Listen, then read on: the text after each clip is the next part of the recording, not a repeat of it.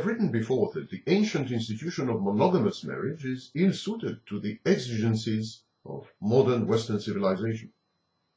People of both genders live and work longer, which renders monogamy impracticable. They travel far away and frequently.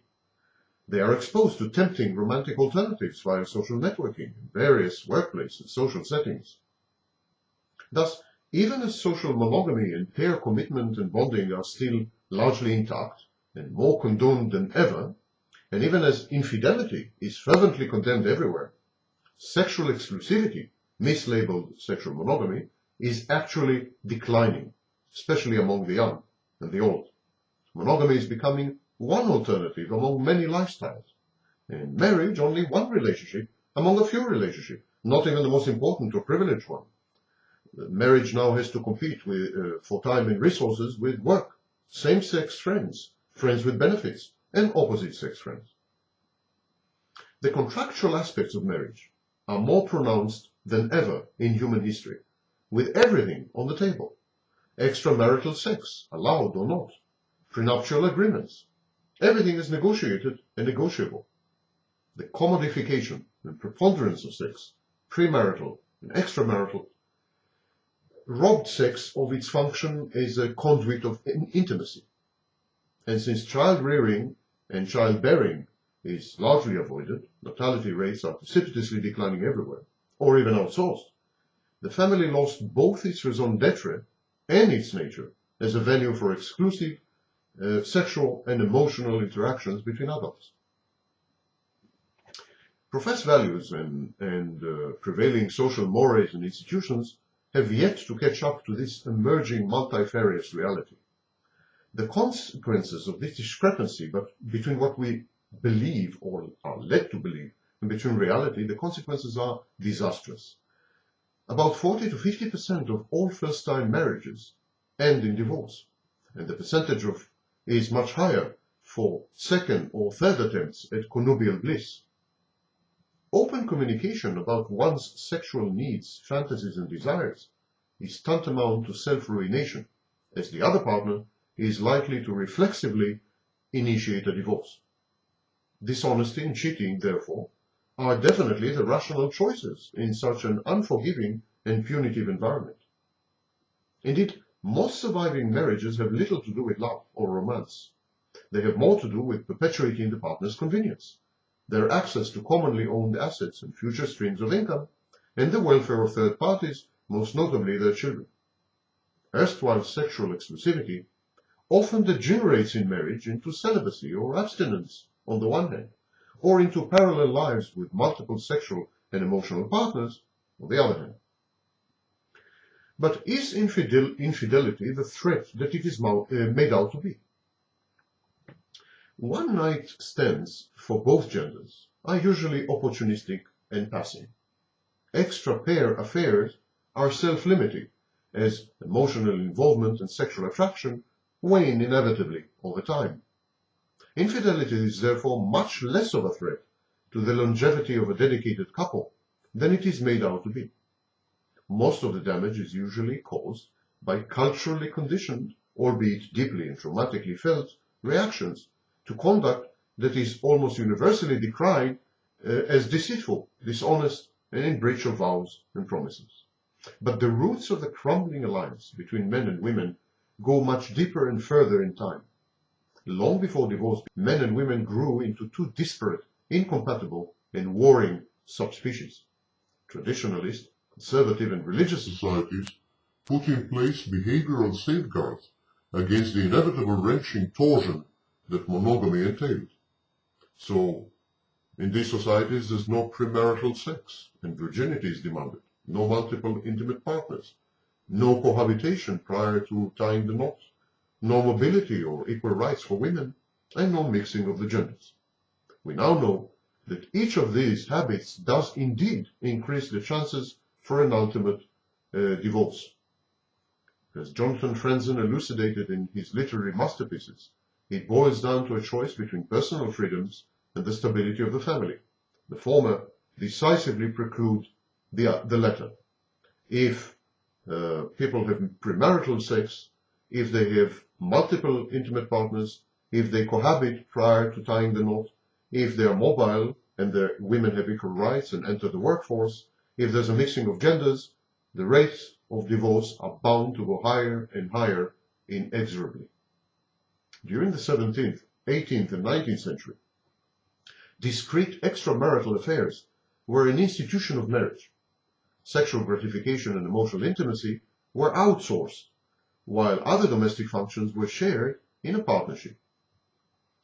The Industrial Revolution, the Victorian Age, the backlash of the sexual revolution in the 1960s, belligerent feminism, and the advent of socially atomizing and gender equalizing transportation, information processing, and telecommunication technologies, all these led inexorably to the hollowing out of family and hearth. In a civilization centered on brain power, men have lost the relative edge that brawn used to provide them with. Monogamy is increasingly considered as past its expiry date, a historical aberration that reflects the economic and political realities of bygone eras. Moreover, the incidence of lifelong singlehood has skyrocketed as people hope for their potential or actual relationship partners to provide all their sexual, emotional, social, and economic needs. With hopes so high, they get sorely disappointed when these partners fail to meet these highly unrealistic expectations. In an age of economic self-sufficiency, electronic entertainment, and self-gratification, the art of compromise in relationships is gone altogether. Single motherhood, sometimes via artificial insemination or IVF, with no identifiable partner involved, has become the norm in many countries. Even within marriages or committed relationships, solitary pursuits, such as separate vacations or girls' boys' nights out, have become the norm. The 20th century was a monument to male fatuity. Wars and ideologies, male-propagated, almost decimated the species. Forced to acquire masculine skills and fill men's shoes in factories and fields, women discovered militant self-autonomy, the superfluousness of men, and the untenability of the male claims to superiority over them. In an age of malignant individualism, bordering on narcissism, men and women alike put themselves, their fantasies and their needs first, all else, family included, be damned. And with 5 decades of uninterrupted prosperity, birth control, and feminism women's lib, most of the female denizens of the West have acquired the financial wherewithal to realize their dreams at the expense and to the detriment of collectives that they ostensibly belong to, such as the nuclear family. Feminism is a movement focused on negatives, obliterating women's old-age bondage, but it offers very few constructive ideas regarding women's new roles in a new society. By casting all men as the enemy, feminism also failed to educate men and convert them into useful allies.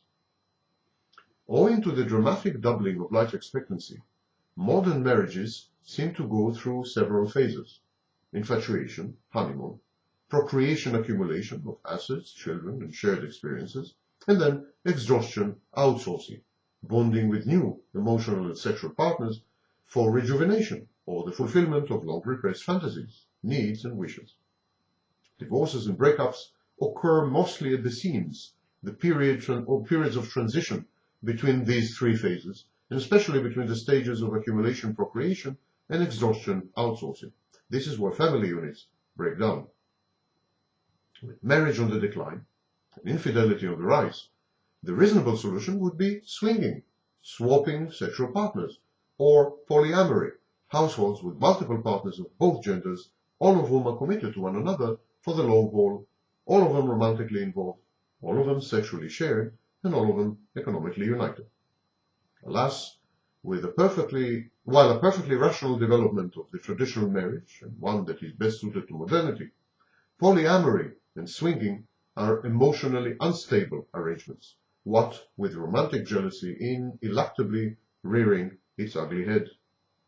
Very few people are emotionally capable of sharing their lifelong partner with other people. So the question is not why there are so many divorces, but why there are so few divorces. Surely serial monogamy, in effect, a tawdry variant of what's happening today. Serial monogamy is far better, fairer, and more humane than adultery. Couples stay together and tolerate staying together owing to inertia, financial or emotional dependence, insecurity, lack of self-confidence or low self-esteem, fear of the unknown and the tedium of dating. Some couples persevere owing to religious convictions or for the sake of appearances. Yet others make a smooth transition to an alternative lifestyle, polyamory, swinging, or consensual adultery. Indeed, what has changed is not the incidence of adultery, even among women. There are good grounds to assume that adultery has remained the same throughout human history. The phenomenon quantitatively and qualitatively has always been the same, merely underreported. What have changed are the social acceptability of extramarital sex, both before and during marriage, and the ease of obtaining divorce. People discuss adultery openly, where before it was a taboo topic. Another new development may be the rise of selfish affairs among women younger than 35. These women are used to multiple sexual partners. Sexual affairs are acts of recreational adultery, whose sole purpose is to satisfy sexual curiosity and the need for romantic diversity. The emotional components in selfish affairs is usually short-term, and these affairs also are usually one-night stands and the like. And emotions in selfish affairs are muted. Among women older than 60, adultery has become the accepted way of seeking emotional connection and intimacy outside the dwindling and fading marital bond. These are outsourcing affairs. Until recently, couples formed around promises of emotional exclusivity and sexual fidelity, uniqueness in each other's mind and life, and more common until the 1940s, virginity. Marriage was also a partnership, economic or related to child rearing, or a companionship. It was based on the partner's past and background and geared towards a shared future. Nowadays, couples coalesce around the twin undertakings of continuity. I will always be here for you. And availability, I will always be here for you. Issues of exclusivity, uniqueness, and virginity have been relegated to the back burner. It is no longer practical to demand of one spouse to have nothing to do with the opposite sex, or not to spend the bulk of his or her time outside the marriage, or not to take separate vacations, and more generally, to be joined at the hip. Affairs, for instance, both emotional and sexual, are said certainties in the life of every couple. Members of the couple are supposed to make themselves continuously available to each other and to provide emotional sustenance and support in an atmosphere of sharing, companionship, and friendship.